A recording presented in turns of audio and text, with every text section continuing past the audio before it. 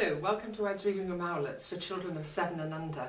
I've got two wonderful books for you for this month. The first, for younger readers, is part of a new series, Axel Storm series, and this book is Storm Rider, and this new series is by Sue Rayner.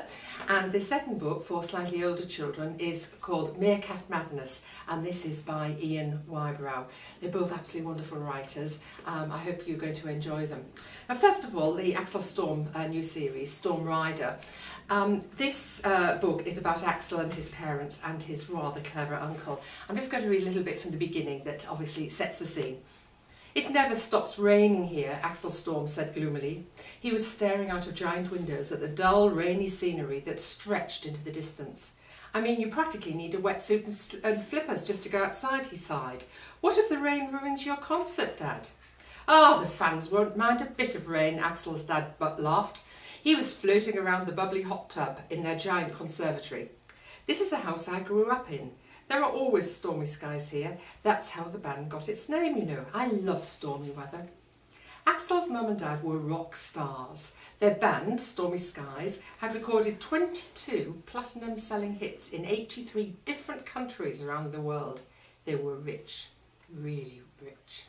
They are mega rich. But in spite of this, they want Axel to have a fairly sort of ordinary upbringing, fairly normal, living, seeing his friends and so on.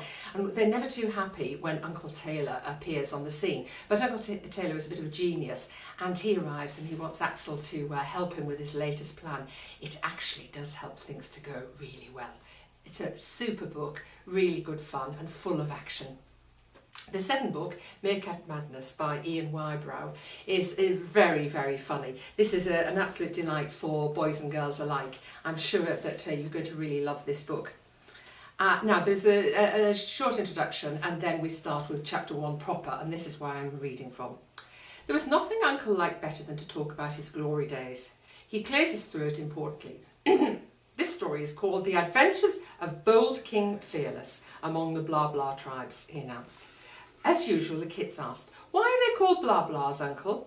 And as usual, he laughed and said, "Because of the funny calls they make to each other, of course. Blah, blah, blah, blah, blah."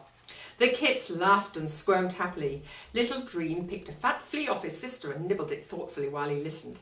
"Now, once upon a sometime," said Uncle, "I left the safety of Farborough, where I lived, at the far edge of the land of the Sharp Eyes, and set off to explore the Upworld. I wanted to travel and to learn all I could about my kingdom. At first, the rest of the tribe insisted that I took bodyguards with me. I was very precious to them, don't you know?" "Like me, I'm precious," Mimi piped up. "Don't interrupt," said Uncle, holding up a paw in the darkness. "Why did you need bodyguards?" asked Little Dream. "Ah, because of the dangers," said Uncle. So Uncle Fearless is full of stories of the glory days, and the kids are not too sure whether they should believe everything about his stories or not. However, they come across something rather mysterious in the desert, and they have to actually find out what it is. Now, they set off on this adventure of their own, and the whole book really is a romp through the desert. It's great fun, fantastic. And I hope you'll also print out the fun activities that I've written to accompany both these books. I do hope you enjoy them all.